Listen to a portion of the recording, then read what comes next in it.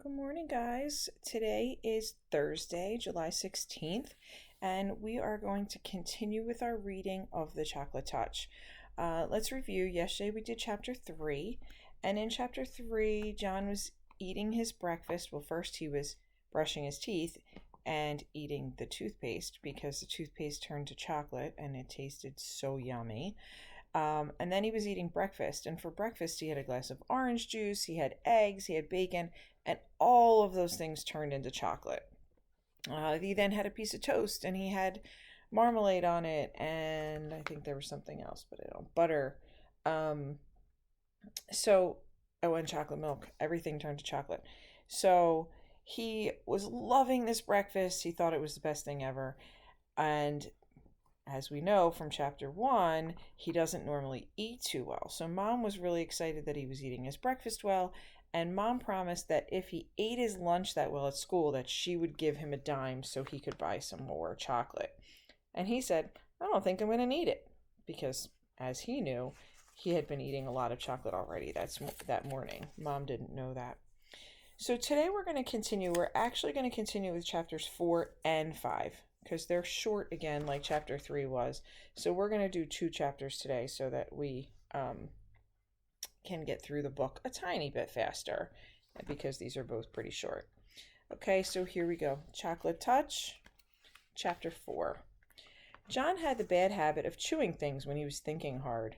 This morning he had several things to think about. What had made the toothpaste taste like chocolate? What had made the orange juice taste like chocolate? What had made the bacon and egg taste like chocolate? What had made the toast and butter and marmalade taste like chocolate? Each one of these things had felt the way it had always felt before. The toothpaste had been soft and pasty. The bacon had been hot, crisp, and oily. The toast had been crunchy and the marmalade sticky and lumpy. But everything had tasted like the chocolate he had eaten in bed last night. John put a gloved thumb in his mouth and thoughtfully chewed. His mother had frequently pointed out to him that chewing his gloves made little holes that let in the cold air, but he chewed them just the same when he was thinking hard. This time he noticed something very queer about the thumb of his glove. Instead of tasting leathery, it tasted like chocolate. John pulled the thumb out of his mouth. The part of the glove that had been in his mouth was now brown instead of black like the rest. He bit the end of the leather thumb again. It came right off in his mouth, leaving his own thumb bare. John chewed, and it was like chewing leather made of chocolate, leather that melted like chocolate. In a second or two, he swallowed it. The gloves were not new. John had had them quite a while. He couldn't understand why he had never thought of eating them before. He tried to tear off one of the fingers, but the leather was too strong for him. He put it into his mouth, and it immediately turned into chocolate. Then he was able to break it off easily. He popped it into his mouth and chewed it up and swallowed it. It was delicious. Walking along, devouring the glove, John did not notice one of his schoolfellows, Spider Wilson, until he heard his voice. John's gone crazy! John's gone crazy! Spider yelled. Then he turned on John. Don't they feed you where you live? He sneered. Spider was in the grade just above John's, and was one of the meanest and slyest boys in the whole school. John gulped down a large piece of the second glove's palm, and looked pleased. What's the matter? Spider demanded. Do your people make you eat leather? This is special leather, John replied. He licked his lips and sighed contentedly. It turns into chocolate as soon as you put it into your mouth. Look! John bit off the glove's little finger and took it out of his mouth. Now it's chocolate. He put it back into his mouth and gulped it down. Give me a piece, Spider said. So here's our one picture for chapter 4. John and Spider. Okay. Why should I? John wanted to know. They're my gloves. Hand over a piece, Spider said. Do I eat your gloves? John asked reasonably, his mouth full of chocolate. Why should you eat mine? Those aren't real gloves, Spider said. Whenever one person has candy, he has to share it with the others. That's the club rule. What club? John asked. Never mind what club, Spider said, but you better let me have some of that chocolate. Without waiting longer, Spider snatched what was left of the second glove. John was too surprised to resist, and he didn't want to anyhow. He had a feeling that he'd had enough chocolate for a while. He was getting a bit thirsty. Spider ran only a little way ahead. When he saw that John wasn't going to fight to get the glove back, he started to eat his prize. He stuffed the leather into his mouth and took a big bite. Spider stopped short in his tracks. He frowned and bit deep into the leather again. Disgusting!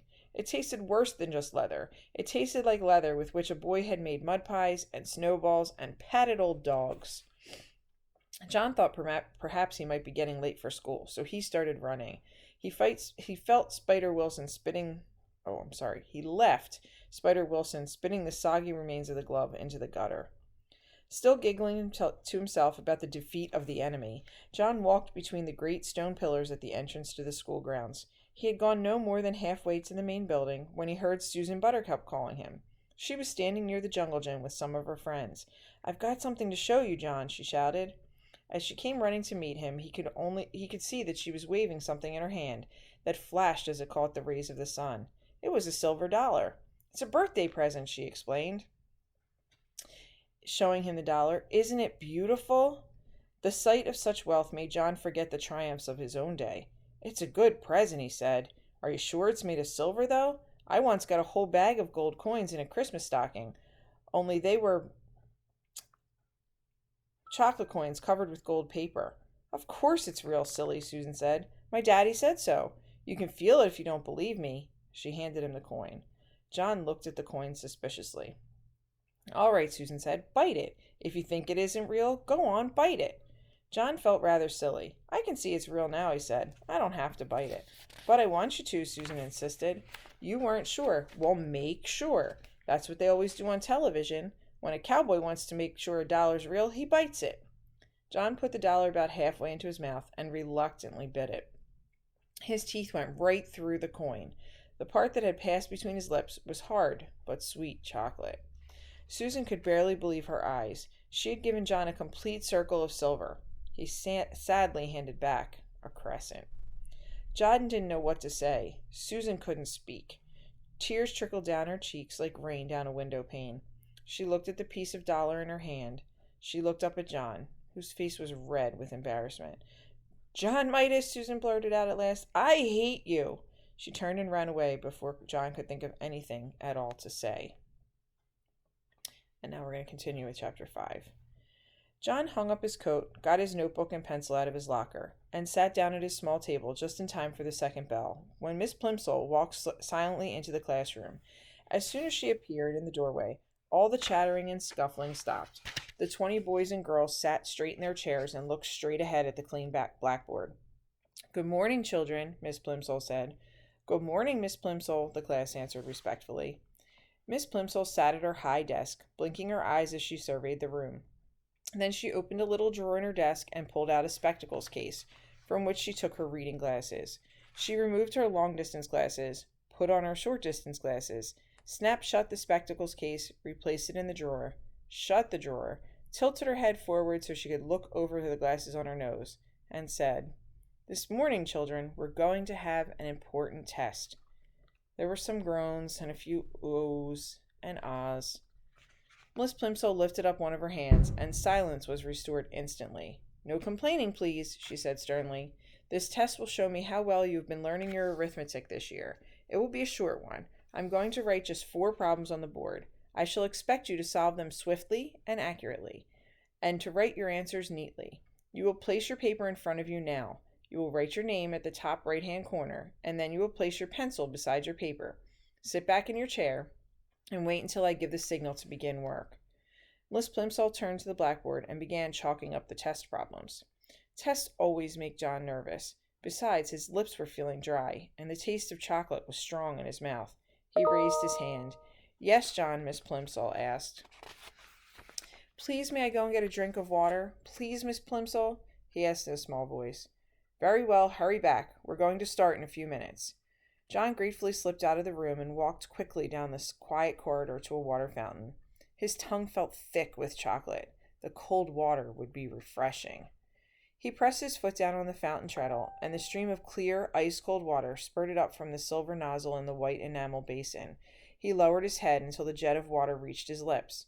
The cold water splashed delightfully against the outside of his mouth. He opened his lips, and as soon as the water gushed in, it turned into ice-cold chocolate water, thin and sweet. Quickly stopping the flow, John looked with dismay at the shallow puddle that had formed, and was now draining away in the basin of the fountain. He hurried to another fountain on the second floor of the building, but there the same thing happened. The clear, ice-cold water turned to liquid chocolate in his mouth. When John finally got back to his classroom, all the other pupils were bent over their tables, busily scratching away. Miss Plimsoll looked up from her book as John tiptoed in. She looked at the clock on the wall, looked back at him, and wagged her finger reprovingly. John began on the first of the 4 problems, but he was so worried about the chocolate water that he couldn't keep his mind on his work. By the time he was ready to start the 4th problem, the other boys and girls were already putting down their pencils and straightening up and smiling at each other. 2 minutes to go, said Miss Plimsoll. Concentrating hard, John took the end of his pencil between his teeth and began to nibble it. It immediately turned to chocolate. Then he noticed an even more disturbing change. Although he had taken the pencil out of his mouth as soon as the first piece of chocolate had crumbled off, the pencil was continuing to change to chocolate. The chocolate was slowly but steadily moving down the pencil, replacing the wood and the lead inside, changing it into a chocolate pencil before John's very eyes. The magic, for John now knew that his power must be magic, was apparently getting stronger. By the time the whole pencil had changed from red, yellow, and black to dark brown, Miss Plimsoll was announcing that only a few seconds remained in which to write down the final answer. And here's our picture for chapter 5. Okay. Just a minute, John pleaded. Shh, Miss Plimsoll cautioned him, holding a finger up to her mouth. Shh, chorused the slow workers, who were becoming almost as excited as John. But John felt worst of all. He felt sure that he could finish the problem and write down the correct answer, if only he had something to write with. But Miss Plimsoll, he begged in a loud whisper, my pencil's turned to chocolate. Hush, John, Miss Plimsoll said. I'll speak to you after the bell. John tried to write with his changed pencil, but the point was too soft, and he only succeeded in making a chocolate smear where he should have written 72. Oh, excuse me. And that's the end of chapter 5. Okay, so there's a few questions to answer for chapters 4 and 5.